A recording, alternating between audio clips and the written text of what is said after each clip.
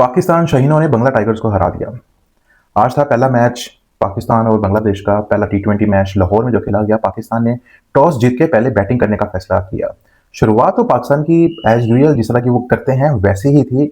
5 score पे 2 out और दोनों ओपनर्स बड़ी जल्दी में थे कि हम दोनों पवेलियन वापस जाएं। फखर जमान जो कि पीएसएल में सेकंड हाईएस्ट रन स्कोरर हैं, सैम अयूब जो कि आउट ऑफ फॉर्म है बिल्कुल, पीएसएल में भी उनकी कोई खास फॉर्म नहीं थी और टॉप 5 रन स्कोरर्स में भी वो शुमार नहीं हुए। इनका पाकिस्तान टीम में होना बेहतर है, ठीक है, यंगस्टर है। इंजरी के बाद थोड़ा सा वो अभी तक अपनी फॉर्म बहाल नहीं कर सके, पूरे पीएसएल में भी नहीं कर सके। और इसके बाद मोहम्मद हारिस, वो भी पेशावर जलमी से हैं, उन्होंने बड़ी अच्छी इनिंग्स खेली, 31 स्कोर किया 18 बॉल्स पे। फरमान अली आगा 56 किए 34 डिलीवरीज पे। हसन नवाज 44 22 और शदाब खान 48 25 बॉलों पे। ये जो मिडल ऑर्डर ने आज कारनामा अंजाम दिया बेहतरीन था कि आपके 5 स्कोर पे 2 आउट हो गए हैं और 1.5 ओवर हो चुकी हैं, प्रेशर नहीं लिया और स्ट्राइक रेट को रोटेट करते रहे, अच्छी हिटिंग करते रहे। ऊपर से जब 2 आउट हो गए हैं, मोहम्मद हारिस ने बड़ी अच्छी हिटिंग की, सलमान अली आगा ने बड़ी अच्छी हिटिंग की। उसके बाद हसन नवाज वो भी आते ही उन्होंने अपना जलवा दिखाना शुरू कर दिया, 4 छक्के मारे उन्होंने और शदाब खान ने भी। ये चाहिए है कि किस तरह से टी20 इनिंग्स खेली जा सकती है। ये नहीं कि 2 आउट हो गए हैं तो आप बिल्कुल ही बैकफुट पे चले जाएं। आप स्ट्राइक को रोटेट करें और अच्छे रन रेट के साथ स्कोर करें। आज पिच में कोई खास नहीं था बॉलर्स के लिए, फिर भी जब 2 आउट हो जाए तो प्रेशर आपके ऊपर आ जाता है। और स्पिनर्स बहुत ज्यादा थे बांग्लादेश के पास और बंगालियों में सारे सारे बॉलर्स ने विकेट ली है। और जो कि अच्छी बॉलिंग करवाई है वो शमीम हुसैन ने करवाई, जिन्होंने 4 ओवरों में 31 स्कोर देके 1 विकेट ली। उसके बाद हसन महमूद जिन्होंने 3 ओवर्स में 24 स्कोर दिया और 1 विकेट ली। पाकिस्तान की बड़ा मजा आया। ऐसे ही हमें देखने को चाहिए कि जहां पर टीम के खिलाड़ी जल्दी आउट हो जाएं और फिर भी स्ट्राइक रोटेट हो। पास्ट में हमने देखा है अगर इस तरह की सिचुएशन होती है तो पाकिस्तानी जो लाइनअप है वो बिल्कुल बैकफुट में चले जाती है और ऐसा कोई प्लेयर नहीं होता जो इंटेंट शो करे कि मैं बड़ी हिट करूं। स्पेशली आज हारिस ने बड़ी अच्छी इंटेंशन दिखाई, सलमान अली आगा जो कि कैप्टन है पाकिस्तान के, और हसन नवाज और वाइस कैप्टन शदाब खान ने, ये चारों बैट्समैन ने बताया है, साबित किया है कि अगर प्रेशर भी आ जाता है तो किस तरह से खेलना चाहिए। पाकिस्तान के बैक टू बैक विकेट्स गिर रही थी, रेगुलर इंटरवल में विकेट्स गिर रही थी, पर उन्होंने अपनी रन रेट को काबू में रखा और अच्छे रन रेट के साथ स्कोर किया। दरमियान में आके थोड़ा सा फंस गए थे, पर शदाब खान की ब्रिस्ट इनिंग्स की वजह से पाकिस्तान इस टारगेट पे पहुंचा। ये टारगेट जो है वो 220 तक हो जाना चाहिए था, कमी कहीं पर रह गई। शायद कुछ दिलशाद क्लिक नहीं कर सके, उन्होंने 10 बॉलों पे 5 स्कोर किया। अगर यही 10 बॉलों पे 20 स्कोर होता तो ये स्कोर 215 216 तक जा सकता था। खैर पाकिस्तान ने अच्छी बैटिंग की, जहां पर मुझे लग रहा है कि फिर भी ये 10 से 15 रन शॉर्ट रहे हैं अपने इस इनिंग्स में, जिस तरह से इन्होंने शुरुआत की, दरमियान में भी जिस तरह से खेला।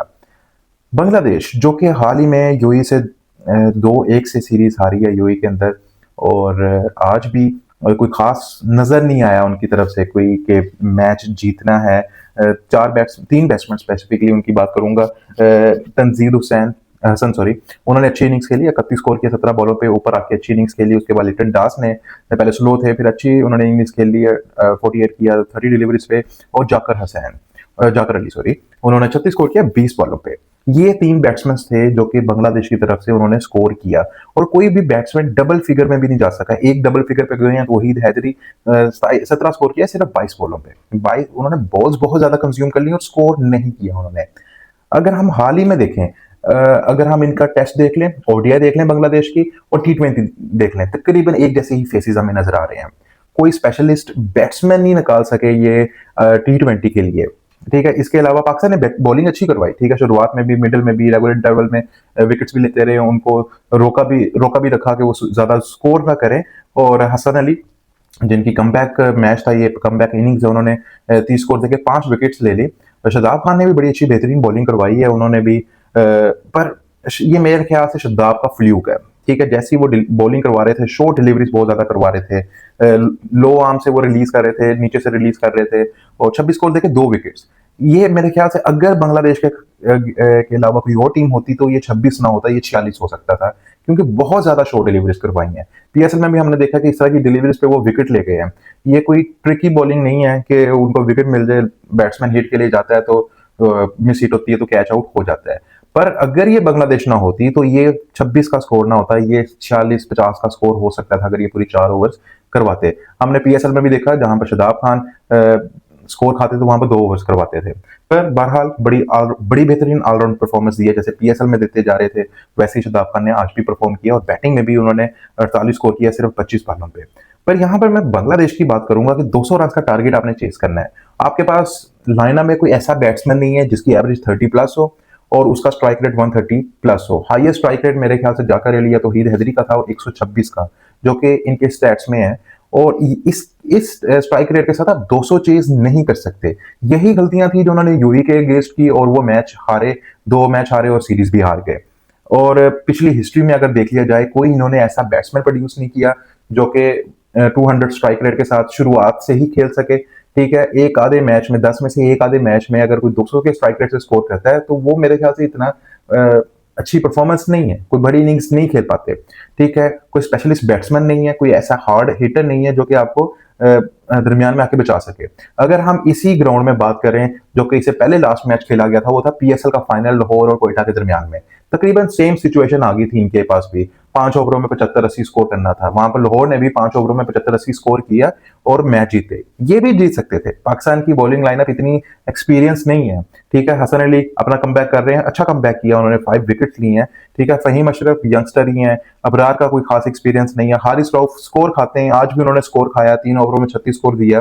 ठीक है, और इसके अलावा हारिस रऊफ ने अपनी 4 ओवर्स भी पूरी नहीं करवाई। ठीक है, उनको पहले ही रोक दिया गया। फहीम अशरफ, उन्होंने 3 ओवर्स 18 स्कोर 1 विकेट। वो इकोनॉमिकल बॉलर हैं T20 में। वो 5 मैचेस में 2-3 मैचेस के अंदर बड़ी अच्छी परफॉर्मेंस देते हैं, विकेट भी लेते हैं और स्कोर को भी रोक लेते हैं। हसन अली, उनका कमबैक था, स्कोर उन्होंने खाया पर उन्होंने 5 विकेट्स भी ले ली। ठीक है, अबरार अहमद, वो अपनी रेपुटेशन के मुताबिक अगर देखा जाए तो उन्होंने कुछ 7-8 स्कोर ज्यादा खाया, 35 स्कोर खाया उन्होंने 4 ओवर्स में, पर फिर भी काफी बेहतर बॉलिंग परफॉर्मेंस रही है, पर आज वो विकेट नहीं ले सके। Haris Rauf as usual score खाते रहे हैं। खुशदिल शाह ने 1 ओवर कराई, उसमें उन्होंने विकेट ले ली थी, बड़ी इंपॉर्टेंट विकेट थी खुशदिल शाह की, तौहीद हैदरी की, जो कि मेरे ख्याल से सेट हो गए थे और अगर वो सेट हो जाते तो वो शायद तेज भी खेलना शुरू कर देते। सलमान अली आगा, उन्होंने भी 1 ओवर करवाई, 12 स्कोर दिया, एक विकेट लेके। देखिए, आप चेक करें, Salman Ali Agha allrounder, Khushdil Shah allrounder, Shadab Khan allrounder, Faheem Ashraf allrounder, 4 allrounders हैं और होने चाहिए T20 के अंदर ऑलराउंडर्स होने चाहिए जो कि बॉलिंग भी अच्छी करवा सके और बैटिंग भी अच्छी कर सके। ये यहाँ पर काफी पाकिस्तान लैग कर रहा था। और इसी तरह यहाँ पर भी अगर हम बांग्लादेश की बात करें, वो भी काफी लैग की है और इनके बोर्ड को सोचना चाहिए कि क्या कर रहे हैं अपनी क्रिकेट टीम के लिए कि एकदम ही ये फ्लो बहुत नीचे चली गई है परफॉर्मेंस वाइज देख लें। और कोई ऐसा बैट्समैन नहीं है जो कि इंटेंशन शो करे। और जैसे इनकी 1-2 विकेट्स गिरी हैं, 37 पे जाके दूसरा आउट हुआ तो ये डिफेंस पे चले गए, बिल्कुल ही डिफेंसिव हो गए। वहां पर पाकिस्तान के 5 स्कोर पे 2 आउट हो गए थे तो वो डिफेंस पे नहीं गए थे, वो स्टिल अटैक ही कर रहे थे। तो ये अप्रोच बड़ी बेहतरीन लगी है मुझे, जैसे कि पाकिस्तान ने आज खेला है। ठीक है, डिफेंसिव बिल्कुल नहीं हुए, यंगस्टर्स हैं और उन्होंने अटैक ही किया और उस अटैक करने का फायदा हुआ कि वो 5 फॉर 2 से 2-0-1 पे ले गए अपने स्कोर कार्ड को। और बांग्लादेश जैसे ही उनके 2 खिलाड़ी आउट हुए हैं तो वो बिल्कुल ही डिफेंसिव हो गए। ठीक है, लिटन दास ने आके दरमियान में 2 ओवर्स के अंदर अच्छा स्कोर किया, अदरवाइज वो रना बॉल ही जा रहे थे, फिर जाके मैच बन सकता था। लिटन दास जब आउट हुए हैं उस टाइम 100 स्कोर था और 12 ओवर्स हो चुकी थी।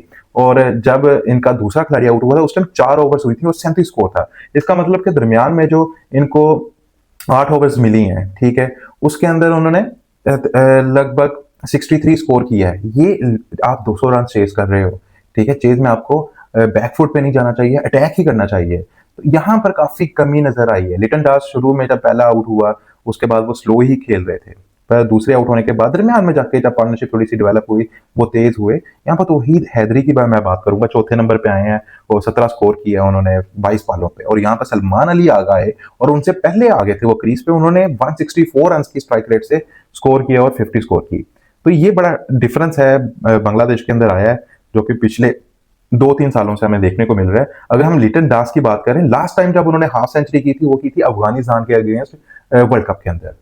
तो ये चीजें बांग्लादेश की मैनेजमेंट को बड़े गौर और फिक्र से देखनी पड़ेगी कि वो अपनी क्रिकेट टीम के साथ क्या कर रहे हैं और डोमेस्टिक में उनको किस तरह के बैट्समैन प्रोड्यूस करने चाहिए जो कि इंटरनेशनल क्रिकेट में आके इनका नाम करें और अच्छी इनिंग्स खेलें और तेज खेलें, अच्छे स्ट्राइक रेट से खेलें। आज के पूरे 11 खिलाड़ियों में कोई ऐसा बैट्समैन नहीं है जिसका स्ट्राइक रेट 130 से ज्यादा हो। हाईएस्ट स्ट्राइक रेट में 126 ही था। और रिशाद हुसैन उन्होंने बड़ा मुझे डिसअपॉइंट किया। उनका होम ग्राउंड है एक तरह ये लाहौर कलंदर की तरफ से उन्होंने खेला पीएसएल में, 55 स्कोर उन्होंने दिया और 1 विकेट ली बस। तो ये चीज़ें इनको बांग्लादेश को देखनी पड़ेंगी। इन्हीं चीज़ों की वजह से वो यूएई से भी रिसेंटली हार चुके हैं 2-1 से। अब अगला मैच परसों होगा। जी, परसों होगा शायद। तो देखते हैं उस मैच में क्या होता है। वैसे फैसलाबादी के साथ धोखा हो गया है कि 2 मैच फैसलाबाद में रखवाने थे और हमने आपसे वादा किया था कि हम लोग आपको लाइव मैच दिखाएँगे। अब वादा तो पूरा नहीं हो सकता क्योंकि फैसलाबाद में मैच नहीं हो रहा। तो अब परसों दोबारा मैच है लाहौर में, तो तब तक के लिए मुझे इजाज़त दें। हमारे चैनल को लाज़मी सब्सक्राइब करिएगा, लाइक करिएगा, कमेंट सेक्शन में अपनी राय से हमें ज़रूर आगाह करिएगा। तब तक के लिए हमें इजाज़त दें। अल्लाह हाफ़िज़।